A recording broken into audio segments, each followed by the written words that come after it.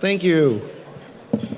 So welcome to Canton, Ohio, and what is one of my favorite events of the year. And as you can imagine, having the honor of being the president of the Pro Football Hall of Fame, I get to do some pretty cool things. And I really sincerely look forward to this one and appreciate everybody who's come to Canton. You know, letting Rich DeRozier talk first, he typically takes some of my notes. You'd think I would learn, but I too want to make sure that Kayla understands how much we appreciate you.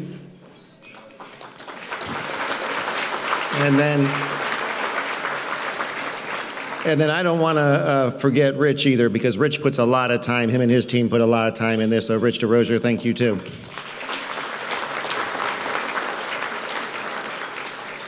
Coach Cottrell, I know that Rich mentioned this, but I will also, I apologize. The hall, we'll make it right. Okay, so this is one of my favorite events for a lot of reasons. I want to thank Dan Fouts and the returning Hall of Famers, because you guys make it special, so thank you. Dan in particular, because he comes back every single year, and you'll see why this event is so special as you see him do his masterful work up here on stage. So Dan, we appreciate you, and Jerry, you always come, and it's great to see you every year. Thank you.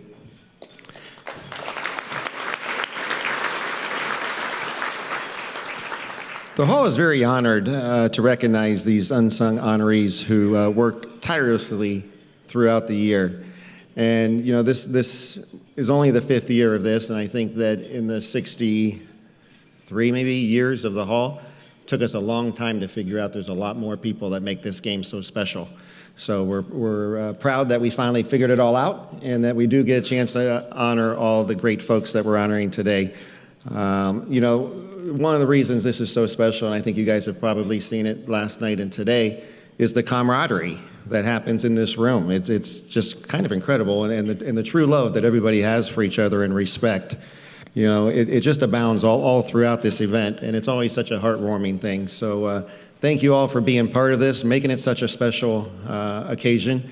Congratulations to all the honorees, and with that, I will welcome back to the stage Rich DeRozier.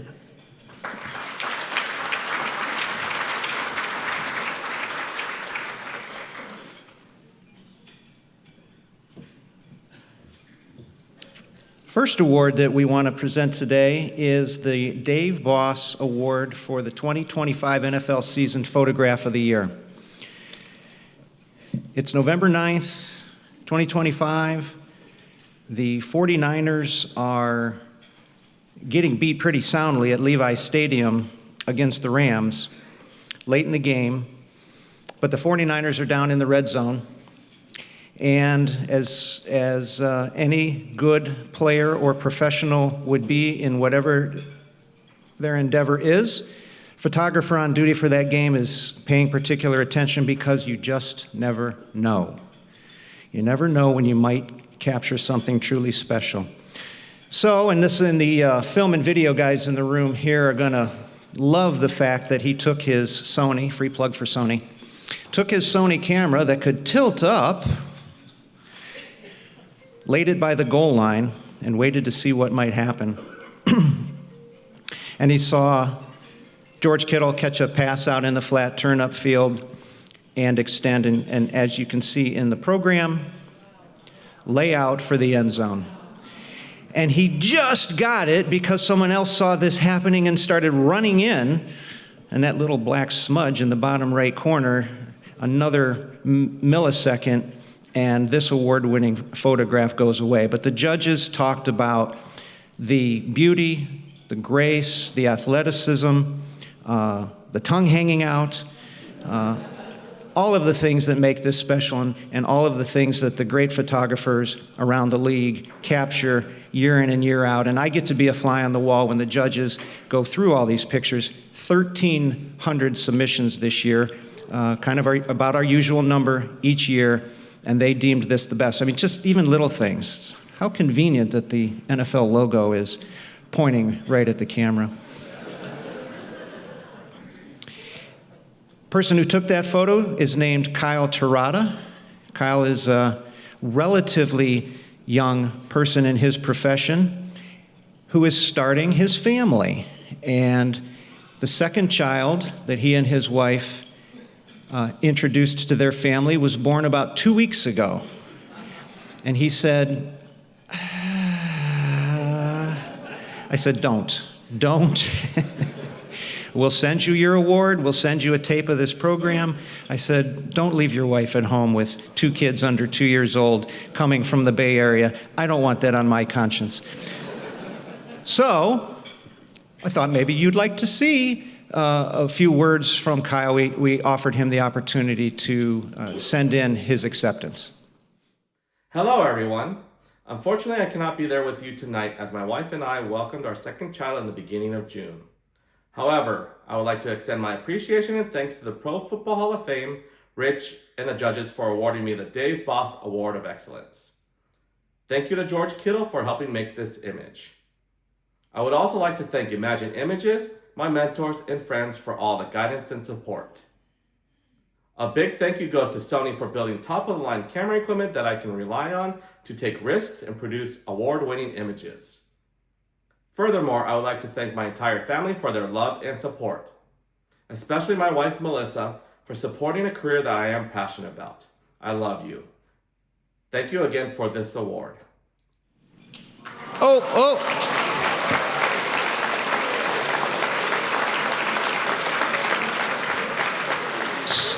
So after Kyle sent me the video, I said, well, Kyle, I said, you know, I believe you, but there might be people in the room who are like, yeah, he just doesn't want to come to Canton, Ohio. I said, you got to send me some visual proof. So there is Nathan Ray Terada, A Little Bundle of Joy. Who doesn't like looking at baby pictures, right? Right? How about one more baby picture? Is everybody up for one more baby picture? Okay, one more baby picture. Anybody? That little stick of dynamite turned into this.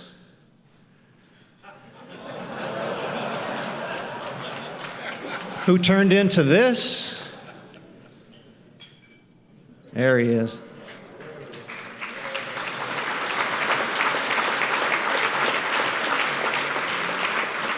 That's literally the first picture I have ever seen of Dan Fouts that didn't have a beard. Were you shaving by age 6? You're done. You're done.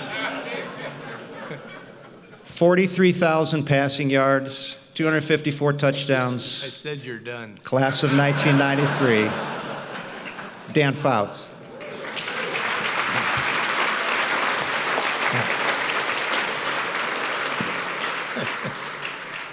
I had to stop him before he got to those 242 interceptions, and now you know why.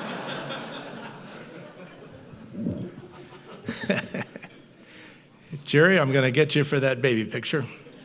It's my wife, Jerry. Yeah? That's the payback for the picture, yes. Well, the Awards of Excellence is now 5 years old. This is my 5th year as your MC.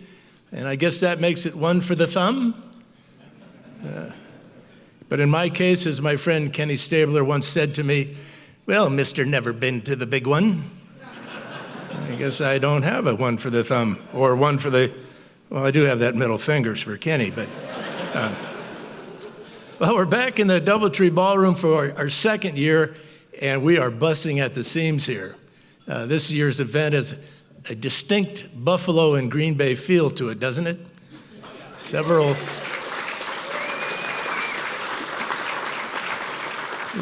of our honorees from both organizations, and maybe we should have had wings and cheese curds on the menu. I'll take the wings, you can have the curds. But today we'll be recognizing 15 individuals who each dedicated decades of their professional lives to the sometimes underappreciated professions of assistant coach, athletic trainer, equipment manager, film and video directors, and PR directors. 15 extraordinary careers that in many cases intertwine. Thousands of games, countless lifelong memories created through pro football with one more memorable moment today. The individuals in the 5 categories recognized in the Awards of Excellence help prepare their teams on and off the field. And at no time thinking about their own accolades, they now get the opportunity for us to say, thank you. Everything that you gave to the organizations and to the game of pro football. This event continues to grow, and here's another example. Year 5, and there are 5 people who can wear one of these in attendance today. Ron Wolf with his wife Edie,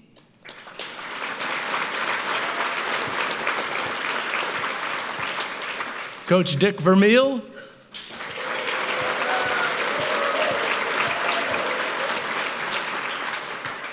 and the guy I always want to keep my eye on, Bruce Smith, the great defensive end.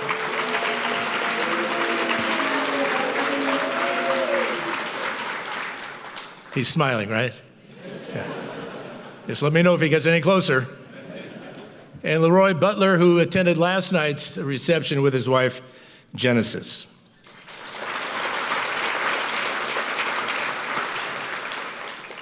We also have a special guest from the Hall of Fame family, Mrs. Mary Wilson, wife of the great late owner of the Buffalo Bills, Ralph Wilson Jr., and a benefactor of the Hall and its archives. Mary?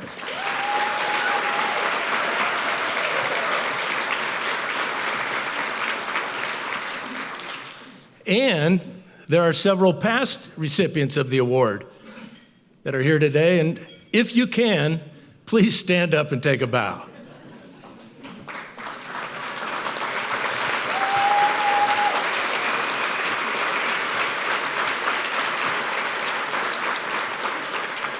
I think that's just awesome that you all came back, because we talked about the camaraderie and the vibe and the family feel of this event.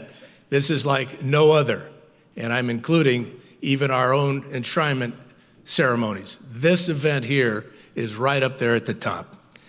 Our first group of honorees are the assistant coaches, the individuals who made their career one of service, carrying out the vision of the head coach. And now let's hear about their day-to-day responsibilities in this video that's narrated by Steve Weish of the NFL Network. In the game of football, no one person determines a team's success. And it's perhaps the assistant coaches who exemplify the team mentality best. They are the hands-on leaders on the field and sidelines, in the meeting rooms, and in the locker rooms. And the best of them instill the head coach's vision and nurture a winning culture. Assistant coaches draw the X's and O's, drill the fundamentals, and sharpen every player's edge from rookies to vets. They're the experienced mentors, motivators, peacemakers, and are often the voices of reason. They put in the hours from early morning coaches meetings to afternoon 11-on-11s to late night film sessions. They consistently and constantly pursue improvement. From quality control to the offensive coordinator, an assistant coach's influence is felt with every snap during every game. And while the spotlight might not always be on them, assistant coaches know that it's truly a team game.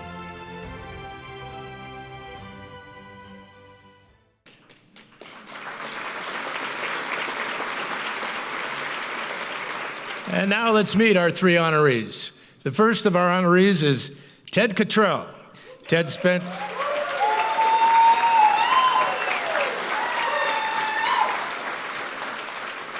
Ted spent 24 seasons in the NFL, spanning 6 franchises, and is known as an innovator of the 3-4 defense. He coached multiple Hall of Famers, including Bruce Smith, whom Cottrell presented at his enshrinement in 2009.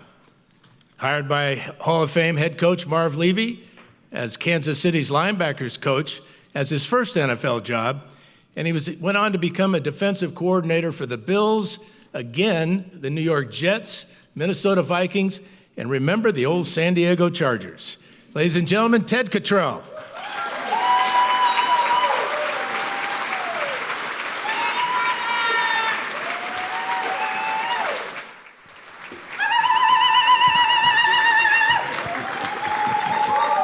That's my dad! Hey, Dan. She's your daughter. Yeah. Did you hear that? Yeah. Well, we'll have her come up here. I got my son. How many you got here today? Oh, I tell you what. First of all, Bruce, stand up. You stand up, please. Yes, sir. Please stand up. Yeah,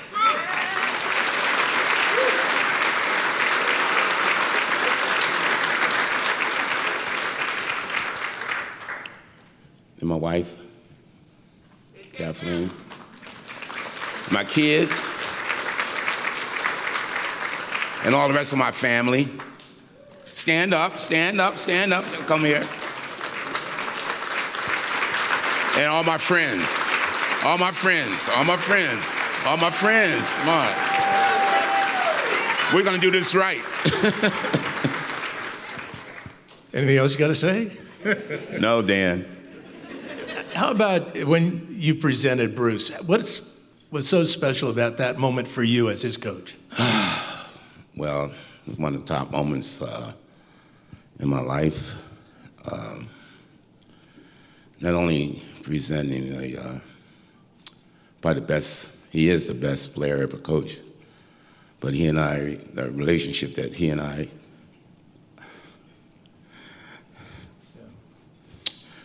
we developed, it was more than a player and a coach. And that was one of the top honors I've ever had in my life to present him. That was awesome, beautiful. Yes, beautiful. And then your relationship with Marv Levy, who hired you twice. Yeah. And the first time we had to go against your butt. He had Eric Coryell out there, you know, with Charlie Joyner and McKellen and Wes. And then he had this running back, Chuck Muncie. They gave him the ball. We go, oh, please don't give him the ball. But they were a good team. We had some battles, didn't we? We did, and that's the beauty of where we are now. It doesn't really matter, does it? No. We're here, by the grace of God. You bet. Congratulations. All right, thanks, Dan. Hey, right here.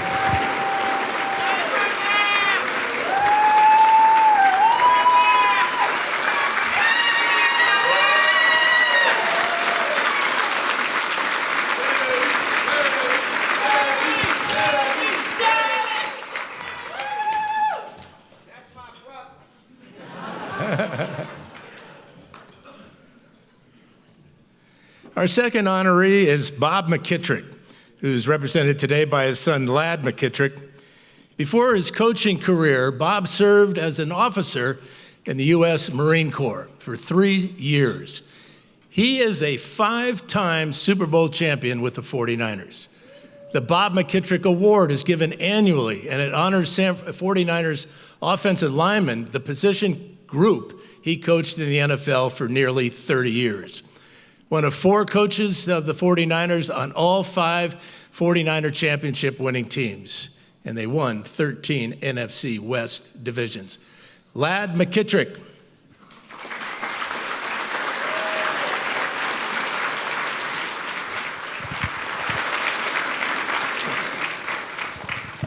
Now, what you don't know is that Bob coached in San Diego way back when you were about that big. And then tell us about Bob and we always responded and respected the way that he treated us as players. And he had that Marine, you don't mess around with a Marine. And you don't mess with Bob. That's true. He taught you all that. Oh, yes. Yeah, it was a strict upbringing in the household, but it was fair. Well, and then to have an award named after your dad for the 49ers. The 49ers are famous for their Len Eschmont Award, and now the Bob McKittrick Award is right there. That was very special. Very surprised and thankful for Coach Walsh setting that up. And boy, that wall outside the offensive line meeting room is really special. And in 1976, our offensive coordinator was Bill Walsh in San Diego, and that's where he met your dad. Yes, they got together there, and they hit it off well and kind of meshed the passing game and the running game with my dad, and when they got together up at the 49ers, they got it put together real well.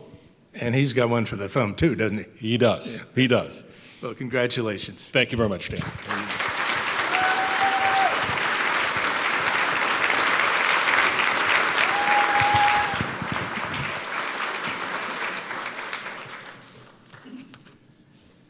Our third coaching honoree is Mike Westhoff.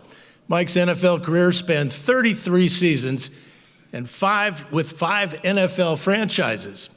The New York Jets made 6 playoff appearances in his 12 years with the ball club. Commissioner Roger Goodell once said of him, Mike Westhoff changed the game. He had extended tenures with the Jets and the Dolphins. Dynamically influential special teams coach, Mike Westhoff.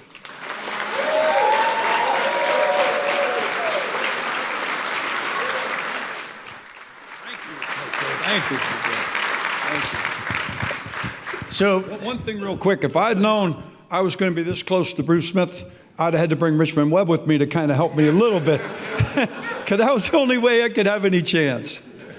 He was a great, great player to go against. you're telling me? He never hit you. No, thank you. All right, well, I always wanted to ask a former Suicide Squad coach, they had to change it to our PC world of special teams. What is so special about special teams? The role that it plays, and I think they were so diversified. And I learned very quickly, and I learned from Coach Shula very quickly, that everybody can't do everything. So we did so many different things, but it had a real factor in controlling so many parts of the game that could win or lose. And that's how we looked at every play. But then now, in this PC world of not wanting the players to work too hard or get hurt, they've changed some things. They've taken away the most exciting play in pro football and in college football and high school football, the kickoff return. You missed the kickoff return? That's why I'm here, and I'm still not doing it. That's the reason why. Because I loved it. I loved the competitiveness of it and the physicalness of it. Now, we never were trying to hurt anyone, but it was very physical. And we were able to I had just had a great time with that part of the game, and we could be very intricate. I learned quickly that I had a timeout before every play. So I drew everything, and we could do so many different things, and they worked. And I'm very, very proud, and it's well represented with the group that are here. What asset in a player did you look for to be a contributor on special teams? Athleticism. I wanted a guy that was really athletic. I learned really as a young coach, to tell you the truth, from Woody Hayes, who told me one time, don't ever pick a player by a number. I didn't care how big, all I wanted was the guy that could make plays. And it was my responsibility to put him in a role where he could do that very thing. So that's what I did, and they had that ability, and they could contribute, but you had to put them in the right spot. And so it worked. You bet it worked. Congratulations, Coach. Get your trophy.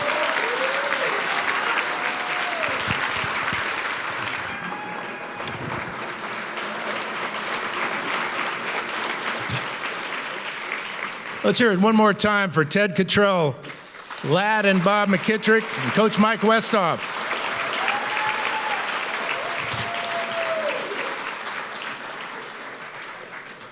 Our second group of honorees are the athletic trainers, the individuals who work tirelessly to help players avoid injury, recover from injury, build and maintain their strength, speed, and agility and endurance. Their honorees also were recognized earlier this year by the PFATS PFATS, which is an acronym for the Professional Athletic Trainers Society. Let's hear more from Steve Weish. In the NFL, every play is a test of strength, speed, and endurance.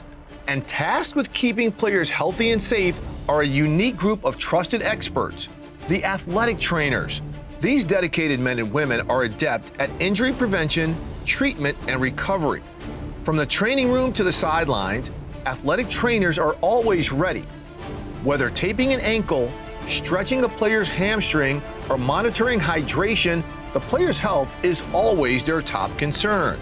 Athletic trainers not only know the players, their bodies, and their histories, they also know the game and what it requires.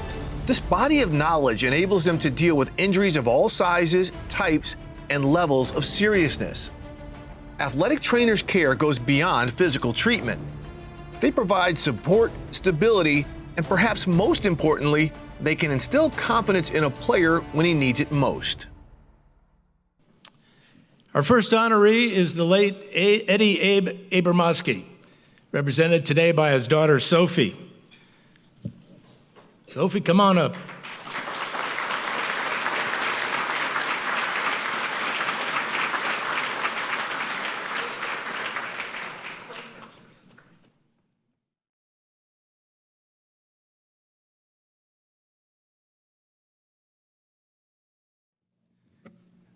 Pat,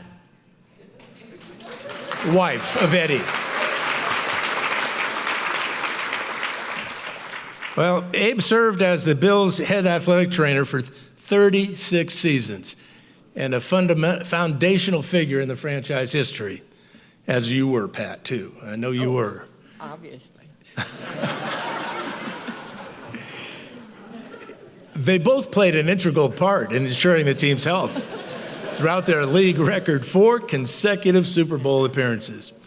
He was selected to the National Athletic Trainers Hall of Fame, 1999 inductee in the Bills Wall of Fame, and he worked at the Military Academy at West Point before being recruited by the Bills. Presented Hall of Famer Billy Shaw for his enshrinement. Well, let's talk a little bit about your husband, first of all. What we don't really realize is the hours that he puts in, you're putting in at home. Well, that was part of it. And it didn't matter. He said, I'm going to work now, honey, and take care of everything. The kids, the house, the racing pigeons. That's what you do. When you love your husband, you do it because you want to. And how many years were you married? 62. Fantastic. He died actually 4 years ago yesterday. So tonight he is smiling. I'll guarantee it. And Sophie, you know, the part of being a trainer is that of service. And what lessons did you learn from your dad? Well, first of all, I'm going to take a lead from Coach Cottrell, and I would like my sisters to stand up. I have 4 sisters. They're all here today.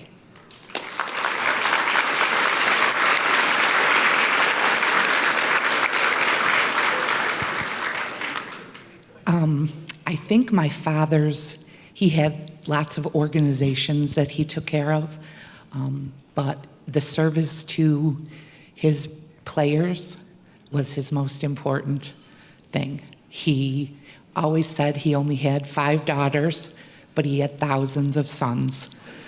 So, and in the very beginning, when they first started, he was the only one. So he spent a lot of time teaching players how to have a checking account, how, buy a house, those kind of things.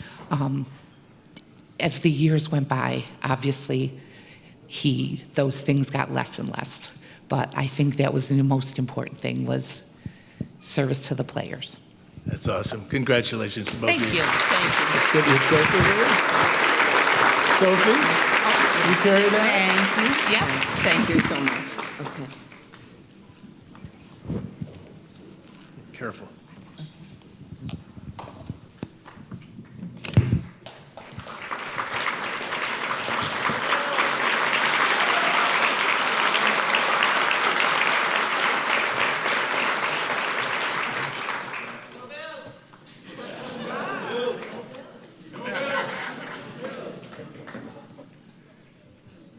I mean, this is what it's all about, isn't it? That moment right there. Thank you, Bruce. Our next honoree is Kent Falb. For more than 40 seasons in collegiate and professional sports, 33 seasons as the Detroit Lions head trainer. He worked as trainer at the Military Academy as well at West Point, before stints with the Minnesota Vikings and Boston College. Inducted into the National Trainers Association in 1999, NATA's Professional Athletic Trainer of the Year in 1984, Kent Falb, ladies and gentlemen.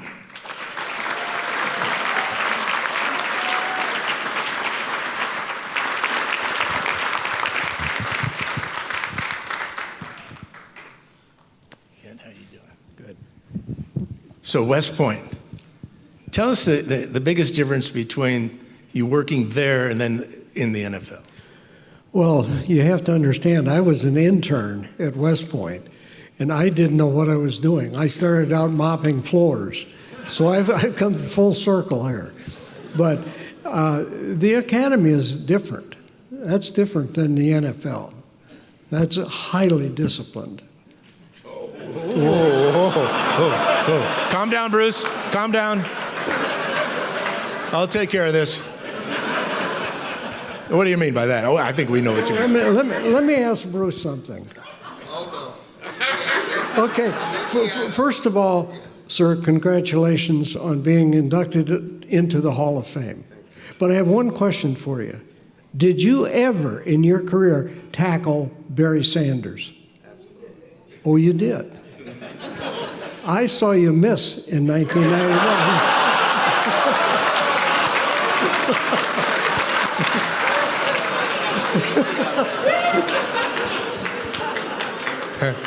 Hey, in all fairness, Bruce, come on up here. You should have asked me that question, and you would have got the answer that you wanted. No. You got any more things? You got anything else you want to? I'm done. No, you're not. Okay. So, it says here you were the president of the Michigan Athletic Trainers Society for a couple of years. What did that entail? Well, that was a leadership position that we were all athletic trainers in the state of Michigan. And what we were trying to do is to advance the profession from legislation, licensure, and to really get people to understand what we did.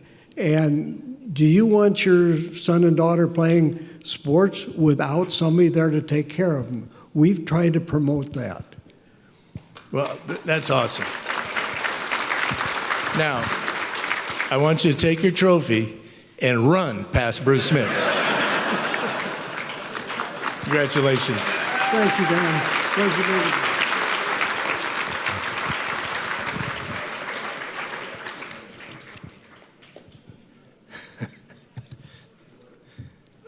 you. Our third honoree in the athletic trainers category is Michael Ryan.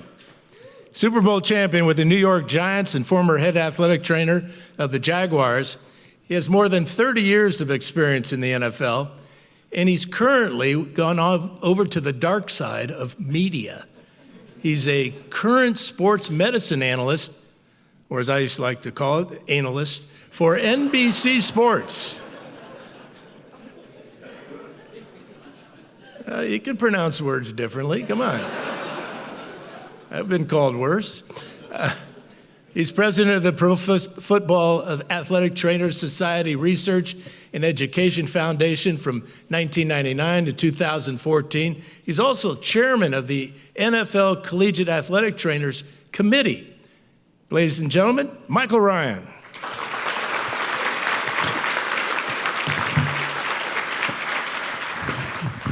See you again, Dan? Always. Good. I'll ask the questions, okay? Sure. Good. So, you do not look like a trainer. I'm sorry to say that. You're too fit. I know you're a marathon runner and all this stuff. What is your reason for being so dedicated to looking as good as you look? Well, for 26 years in the league and being around elite athletes and fit athletes like yourself, it was really hard not to be motivated to take care of myself and to kind of apply what we did with our players to help them stay safe and healthy, and kind of apply it to myself, and it's kind of been a win-win. I'll take you back a few years, okay? Sure. You were hired at the age of 25 to be the Giants' head trainer. Assistant athletic trainer, physical therapist. Okay. What type of pressure did you feel? A lot. Interesting story. When I first started working, I was an intern to begin with, and I was working with Carl Nelson, who was just coming back from Hodgkin's disease and a bad shoulder injury as a left tackle going against Bruce Smith twice a year. And Bill Parcells would come in every day and talk about Bruce Smith. I'm sorry, not Bruce Smith, about Reggie White. And he told Carl, he said, if your ass isn't in the starting lineup, you're going to be in the next plane out of here, because he didn't want him as a backup. And I'm thinking, God, he's coming back from cancer. Well, when I got hired that very first day, Bill Parcells came in and said, hey, if he's not in the starting lineup, your butt's in the same plane he is. So right then I realized I better do my job or I'm going to be out of here. And Bill and I got along well ever since. Carl made the starting lineup, and a career was started at that point. How did Reggie play? Oh, Reggie was great. You know that. I'm sure you took a couple hits from him. Yeah, maybe too many. But now you've gone on to this great career as an NFL analyst on NBC, Sunday Night Football. What's that like for you? It's been great. I get the Sunday fix. I'm around football, which I love, the NFL and the players and the media, the NBC crew for Sunday night. I work Thursday Night Football as well with the Amazon crew. And they're both amazing people, and you know a lot if you work with a lot of them as well. And they're wonderful people, very professional. And it gives me the ability to kind of share medical information that we do as athletic trainers every day and kind of make sure the broadcast is accurate and we're sharing that medical information. And it's really been a lot of fun and very rewarding. Well, congratulations and good luck. Thank you, Dan. There you go, Mike.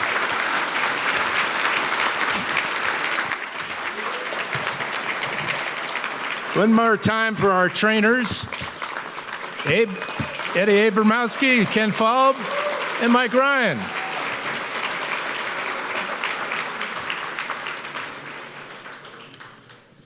Our next group is the equipment managers, the individuals who pack and move all the gear the team needs for game day. And as you'll hear from Steve Weish, they do a whole heck of a lot more every week. In a league where audibles often are called, no group of men and women adapt quite like equipment managers and their crews. The NFL Swiss Army knives, equipment managers are precise, reliable, and always ready for anything. Part logistical experts and part tactical tinkerers, they are the epitome of game day preparedness. From determining the correct cleats to fitting helmets and everything in between, equipment managers make sure every piece of gear is prepared perfectly for safety and performance.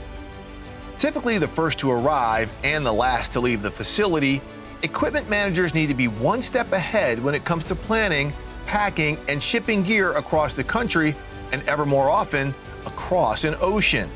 Whether at home or on the road, equipment managers need to carry the right tools for the right jobs that allow them to act swiftly to make in-game adjustments, repairs, and weather-related changes. Every practice and every game, these versatile, adaptable, and essential members of teams are trusted by the players and coaches to maintain the highest levels of attention to detail, strong work ethics, and a deep sense for safety. Our first honoree in the equipment managers category is Red Batty. He's a two-time Super Bowl champion with the Green Bay Packers. He worked in the NFL for 43 years, 30 of which were spent with the Pack. He had maintained and administered Green Bay's equipment for 22 playoff trips, 15 division titles, 3 NFC titles, and 2 Super Bowls. And incredibly, he worked 683 regular season games, 53 postseason contests, and 6 Pro Bowls. Added up, 742 games for Red Batty. Red?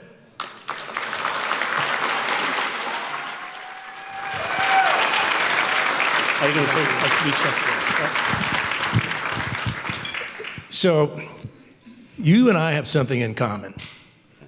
And besides being two good-looking guys. I'll go with that. Okay. Yeah. You were a ball boy for Montreal Alouettes. Yes, most certainly. And I was with the 49ers, and it was hard work, wasn't it? Most certainly. As when I first started when I was 14, I worked with Marv Levy. There was 4 coaches, Dan Sikanovich, Rod Rust, and Gene Gaines. That's all we had. And all we had was each other. Then I worked my way up. At 19, they gave me the head job, and then I came to the NFL at 22 with the Houston Oilers. And then I'm very, very fortunate. I want to acknowledge Ron Wolf for acknowledging me and giving me the job in Green Bay when I was 34. And all this success. Yeah. So, thank you.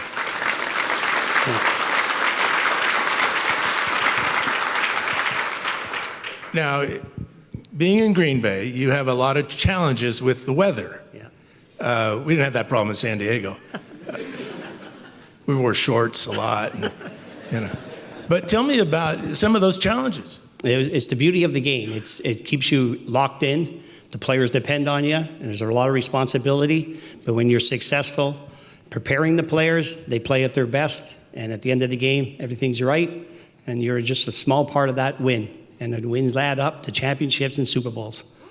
No kidding. Tell me the nickname Red. Before this, was it Red? It surely was. I grew up in Montreal, Canada. My family's right here to visit with me, and solid red hair. And over time, it just took its course.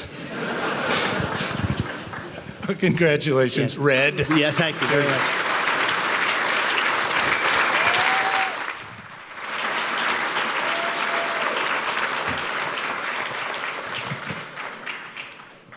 Our next honoree is Mike Davidson.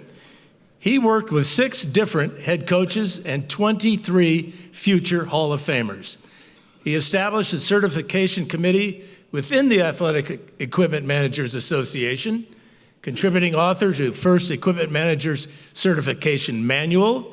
He equipped a dominant defense in 1990s, anchored by the great Derek Thomas, and he's a native of nearby Mentor, Ohio, and now a team historian for the Kansas City Chiefs. Ladies and gentlemen, Mike Davidson.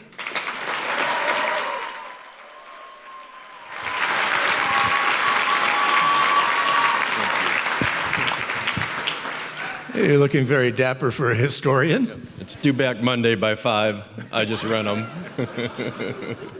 So how far is Mentor for you? 1 hour. It's about an hour, 60 miles. And how many times have you been to the Hall of Fame?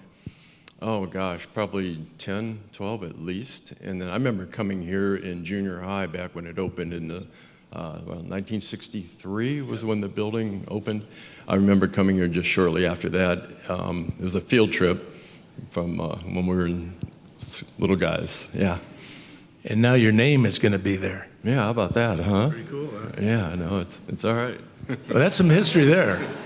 Tell me about your job as being a historian, and the Chiefs have been writing a lot of history lately.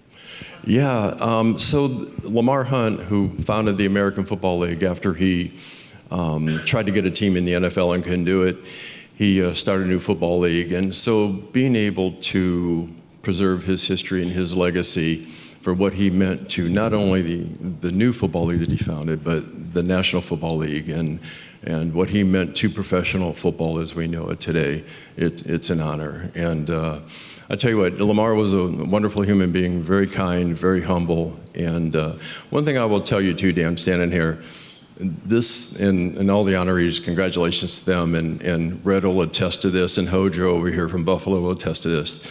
It's not a one-person show. There's a lot of spokes that make that wheel go around, and from our seamstress, from our truck drivers, both in Kansas City and on the road, the visiting clubhouse attendants, the training camp ball boys you're familiar with, the interns and the assistants, and my 2 assistants that were here with me, my duration, Alan Wright and Chris Raptar, they're over there, and they put up with me for all those years, my OCD, but their dedication, their hard work, the fun that we had, and the stories that we had, and Hoj, you can throw you into that one too, and then Coach Ramil over here, he was our coach for 5 years, and a wonderful man, and just being able to share this with all of them. And I started at student equipment manager at Bowling Green, and my Bowling Green crew is over here from our freshman class. And Mark Miller, who is our quarterback in Bowling Green, he works for the Pro Football Hall of Fame. So a thank you to all of them, and my family, and my friends that came here from out of town in Phoenix, and the Hall of Fame. Gosh, Jim, Rich, Kayla, where's Kayla at? Gosh, and Doubletree, just everyone being able to put this together, it's humbling and an honor. And happy for my friend Red, who known Red for a couple years. And the one thing that we need to mention is that all the awardees today and in the past years have been voted on by their peers. Yeah, exactly, yeah. So it's an honor, and again, it's not a one-person show, and there's a lot of spokes in the wheel to make that thing go round. So, did you leave anybody out? I mean, I was counting with you there. Maybe, possibly, but again, it all comes together, and it's the people behind the scenes, that make it happen. And somehow, some way, we get them out on the field on game day, and practice, and you look around and go, gosh, how do we do that? Awesome. Congratulations. Thank you, Dan. Here. Thank you for being a part of it. Oh, is that mine? Yes, it is. Oh, wow. Thank you.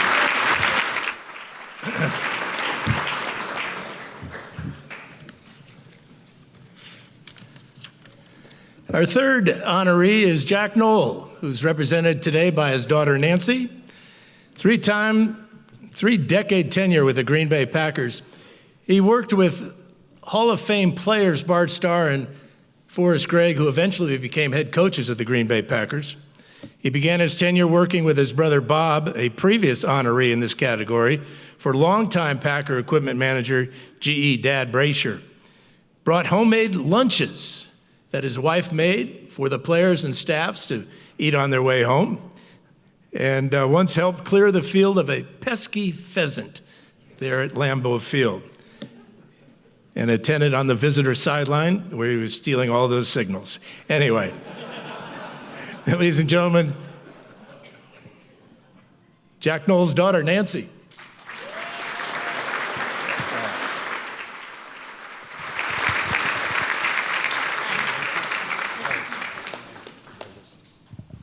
And this is your brother, Mike? Yes. All right, well, I'm going to let you talk first because he'll go on and on, right? Yeah. Okay. So all this time with the Packers, do you have one favorite memory that stands out above all the others? Yeah, we couldn't plan our wedding during football season. Oh, how did it work out? We planned it during off season. And then he would go. Well, the lessons that you learned from your dad? Everything had to be in order. Everything had to be neat and tidy and put away. Was he neat and tidy? Oh, yes. Yep. Yeah. Not anymore. So tell me about growing up in...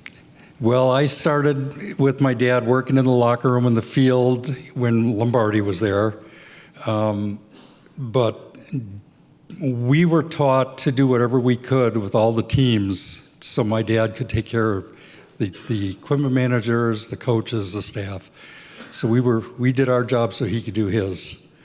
And he was really, really amazing to work for. He had a really good work ethic, and he had a lot of pride in what he did for the Packers.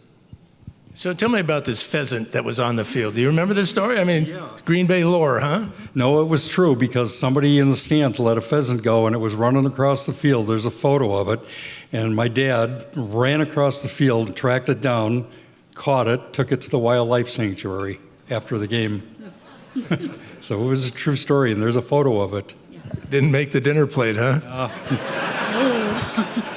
I wouldn't admit it. Well, congratulations. Yeah, Thank you. Thank you for. There you go.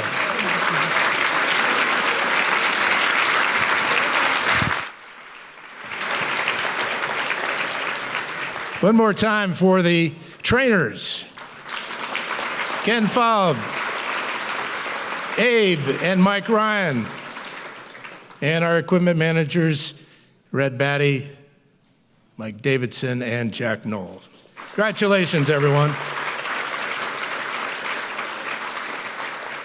Well, our next category is being recognized today are the film and video directors. Here's Steve Weish to tell us more about their contributions to our great game. Every great performance begins with preparation, and no one captures the action quite like the video director of an NFL team.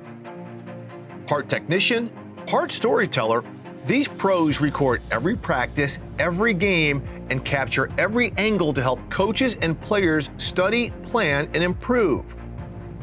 Whether it's Hollywood or Minnesota, it's about the shot, the timing, and the edit. Film and video teams take hours worth of footage and cut it into concise and precise content that finds opponent strengths and weaknesses. This information helps fuel a game plan. There are no second takes. Film and video directors lead crews of shooters, technicians, editors, and assistants with tight deadlines to ensure coaching staffs have their valuable tools. Because in the NFL, as in filmmaking, The right footage tells the story, and the film and video directors are helping to write the scripts for victories. Our first honoree is Robert Blackwell. Robert is a three-time Super Bowl champion with the Dallas Cowboys. He spent over 30 years as the team's director of coaching video. He represented the Cowboys at the NFL draft and from 1988 until his retirement, and he oversaw one of the league's most respected video operations. He converted game film to iPads for staff and players post-game. Ladies and gentlemen, Robert Blackwell.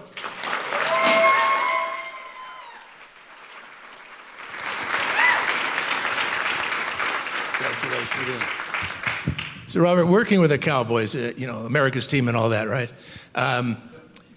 You worked with three of the most influential men in the history of the game. Let's start with Tex Schramm. Well, Tex Schramm, he hired me in 1981 for $5 an hour. Really, $5? And one thing you say about Tex Schramm, he was large and in charge, and cheap. And cheap, yes. I worked cheap then, yeah, but it worked out. Okay, let's go to Tom Landry then. The consummate gentleman, professional, just a top-notch coach, and it was an honor to work for him for 8 years. And then you transitioned to Jerry Jones. Yes. Jerry Jones is one of the smartest people I've ever been around, and he's also one of the most generous. The things he did for me and my wife over 32 years is just unbelievable. So you got a bump a little bit from that $5? Yeah. I'll get an next one. I'll get another one for this. You will? Who's your agent? I got to talk to him. Yeah. And I would like to take an opportunity just to thank my Lord and Savior Jesus Christ for everything that I've received in life, and I want to thank my wife Diana for 40 years of her sacrifice for making it possible for me to chase this crazy job. Well, congratulations. Thank you. Thank you. Good job. Yeah. There you go. Thank you.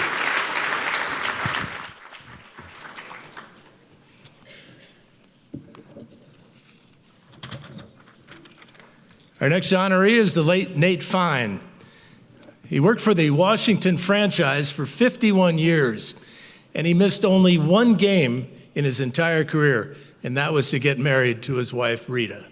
He established many procedural standards within the film and video operations in the NFL that teams still use today.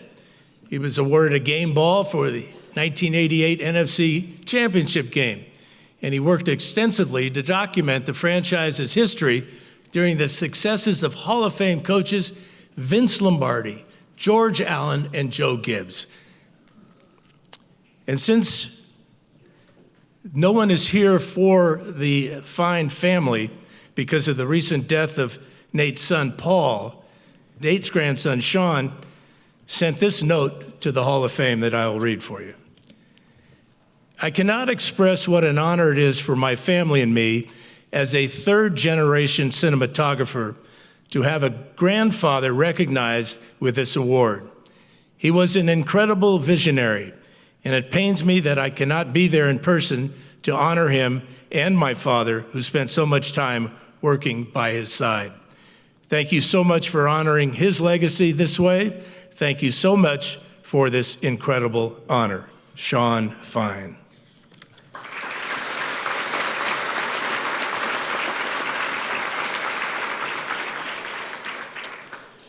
Our third honoree in this group is Jim Pons. Hold your applause to the end.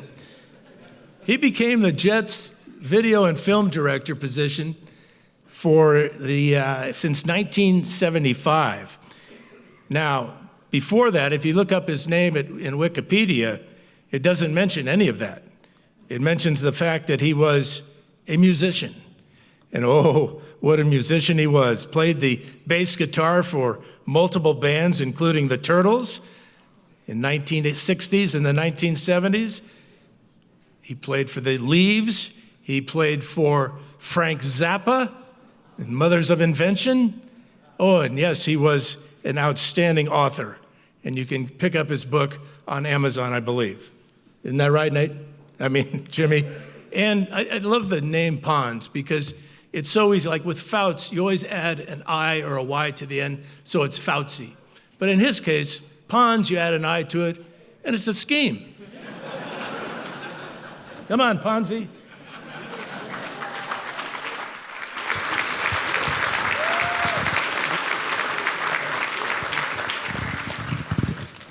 So with the Jets, what is your biggest contribution with the New York Jets? I had designed the film, the helmet logo, the corporate logo of the team. That's probably my biggest.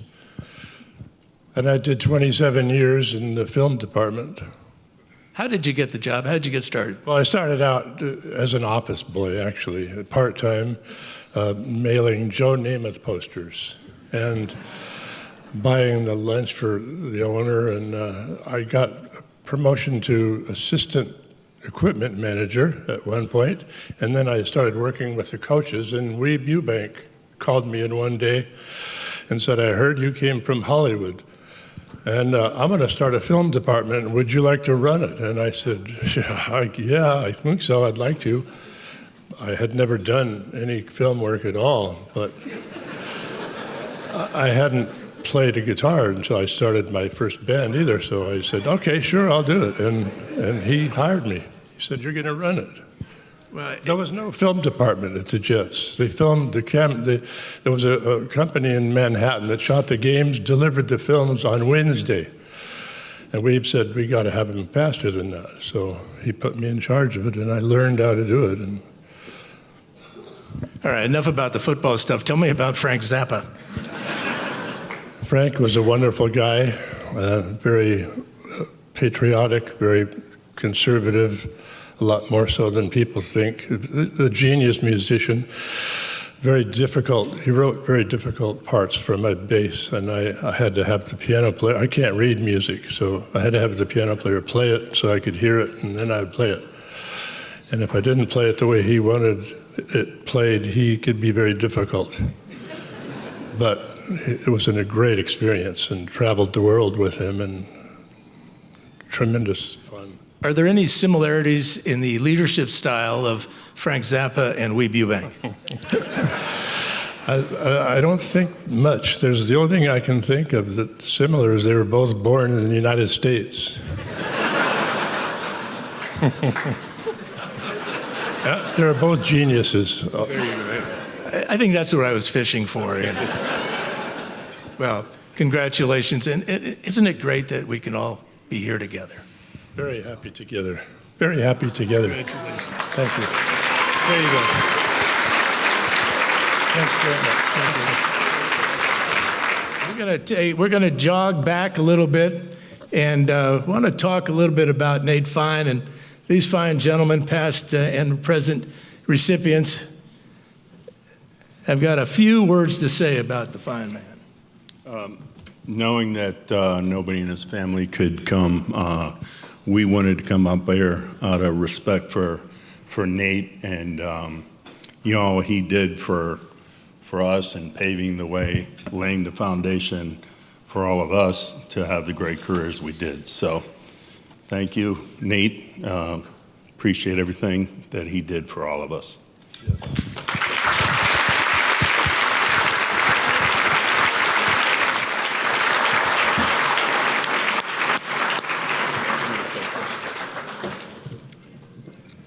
How about another round of applause?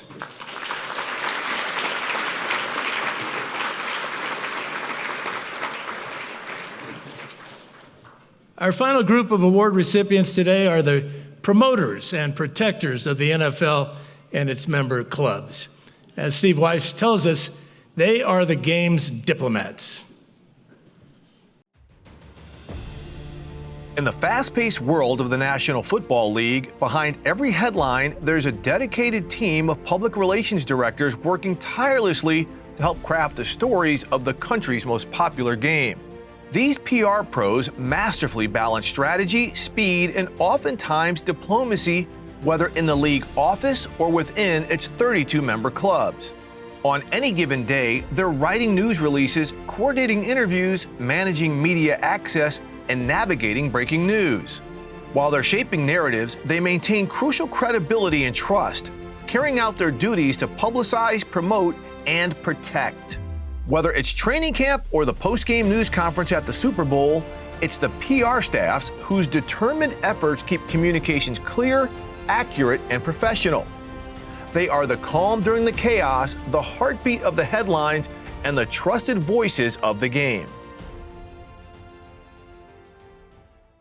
Ladies and gentlemen, how about a round of applause for Steve Weiss? He donated his time to record the audio tracks.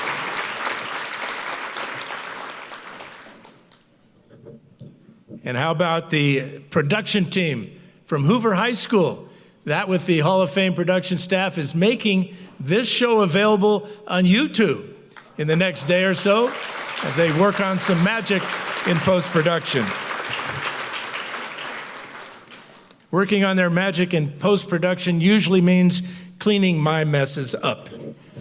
Thank you very much. Our first honoree today in this category of PR is Scott Berchtold, selected by the NFL as the PR captain for 12 Super Bowls. His NFL career spanned 5 decades, including 34 years with the Buffalo Bills. Members of the Bills front office staff during franchise's 4 consecutive Super Bowl appearances. He worked a total of 32 Super Bowls, 4 with the Bills, 28 on the NFL staff. And his career coincided with the career of 9 future Pro Football Hall of Famers. Ladies and gentlemen, Scott Berchtold.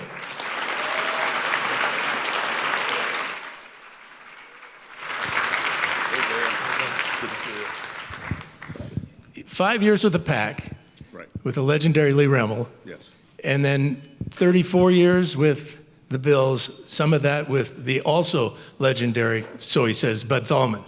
Yes. As a matter of fact, I got a call from Bud a couple of days ago and told me to have a great time in Canton. He said there's nothing like it, and he was right.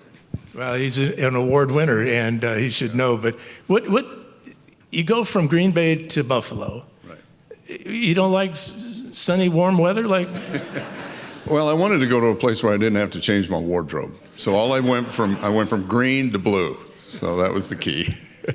And I've known you for many, many years, and I love the story when you were in Green Bay, and they were. Tell us about how you became an owner of a special piece of furniture. Yes. So the Packers at that time were selling some old furniture that was in the basement. All the money went to charity. And it was the typical metal desk, metal filing cabinets, office chairs, that type of thing. So I bought this big wooden desk, and I thought this is going to be a great piece of furniture for me.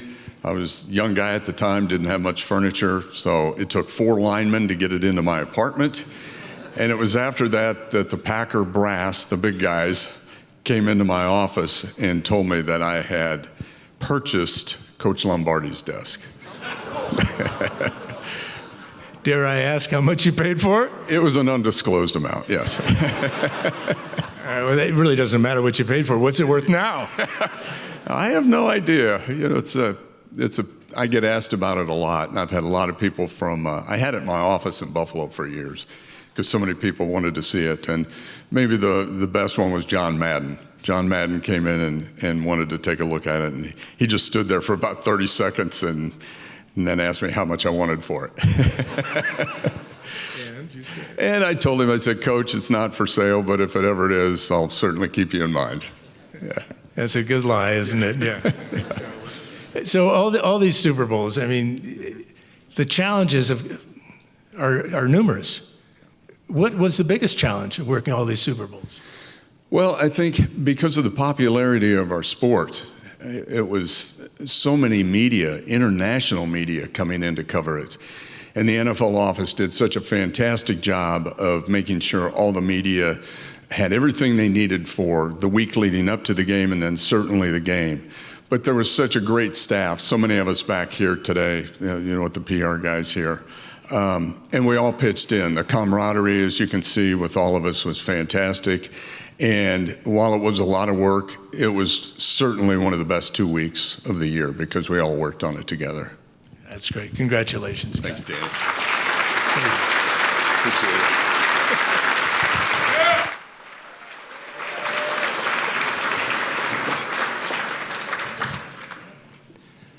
Our next honoree is Jim Gallagher, or to all his friends, many in this room, Jimmy Gal. He's represented today by his son, Jim. Jimmy Gal was a Korean War veteran, two-time NFL champion with the Philadelphia Eagles. He spent 46 years in a variety of positions with the Eagles. Worked alongside 17 head coaches, including our friend Dick Vermeil, 12 different owners, GMs, and team presidents. Elected to the Philadelphia Eagles honor roll in 1995. His son, Jim Gallagher.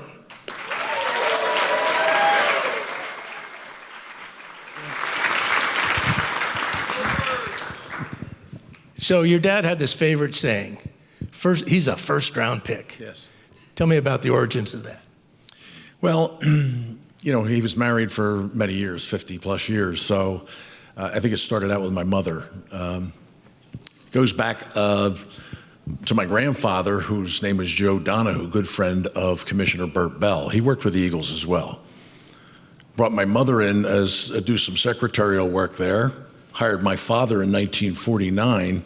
The two met literally at the wine cooler at the Eagles office, and 6 kids later. Excuse me. The water cooler, you mean? The water cooler. Oh, yeah. The water cooler. I heard wine. I don't know. I'm thirsty. Water cooler. So 6 kids later, my Excuse me. 6 kids after the wine cooler? After the wine cooler. Got married in 58, and my siblings are here. My sister Liz, my sister Meg, my sister Rosemary, and my 2 brothers, Brendan and Keith. So between the 6 of us, we're the Gallaghers. That's where the first-round pick came from. Were you a first-round pick in your dad's eyes? I was probably second round. You know, when he was on the road a lot of time spent, you guys, PR guys know, training camps, away games, and so on.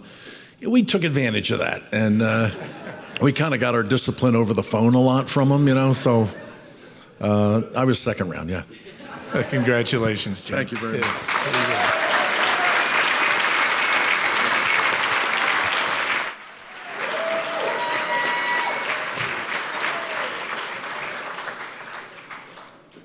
Well, rounding out our list of 15 great honorees is the late, great Lee Remmel, another award winner who spent his career in Green Bay.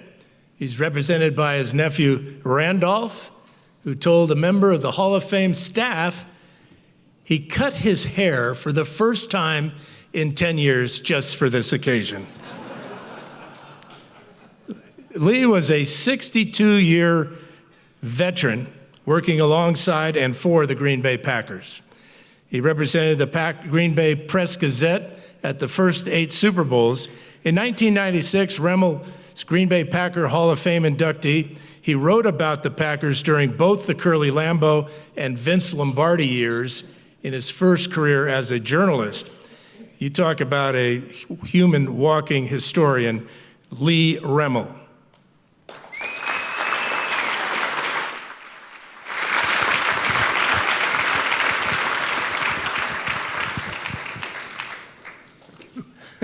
Your hair looks good.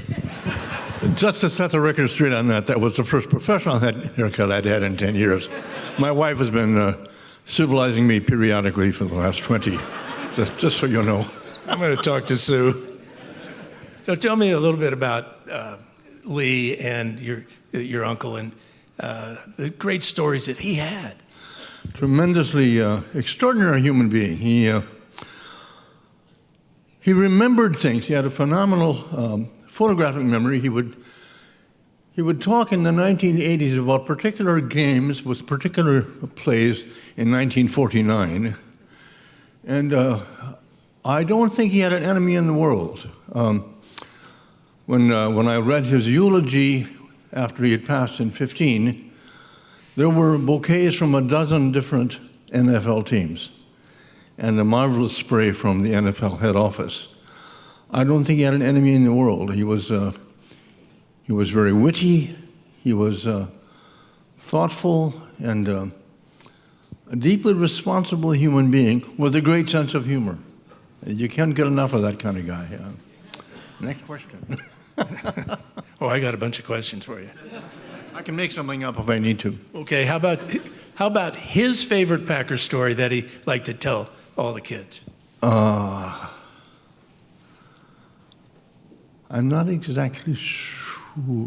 I would have to think about that. How about your favorite story? My favorite Packers story is one about my having seen my first professional football game in the Green Bay Packers, with the Green Bay Packers team playing in the East High School Stadium in Green Bay. I was 9 years old, couldn't wait to get to the bathroom, and my grandfather wouldn't let me go because there were too many important plays going on. I got away without wetting my pants, but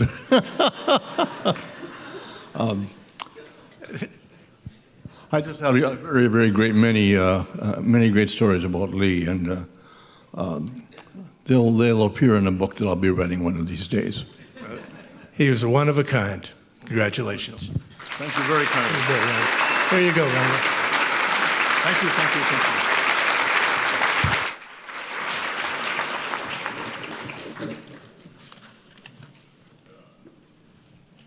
One more round of applause for our PR directors, Scott Berchtold, Jimmy Gal, Lee Remmel. So, ladies and gentlemen, just as a reminder, all awards of excellence recipients and those who have accepted on their behalf, we are asked to please remain in the ballroom for photos. This first item will be a large group photo on the stage here, and we thank everyone for your attendance in this great event. Wish you all a safe travel home. As our honorees make their way to the stage, one more round of applause for the 2026 Award of Excellence winners.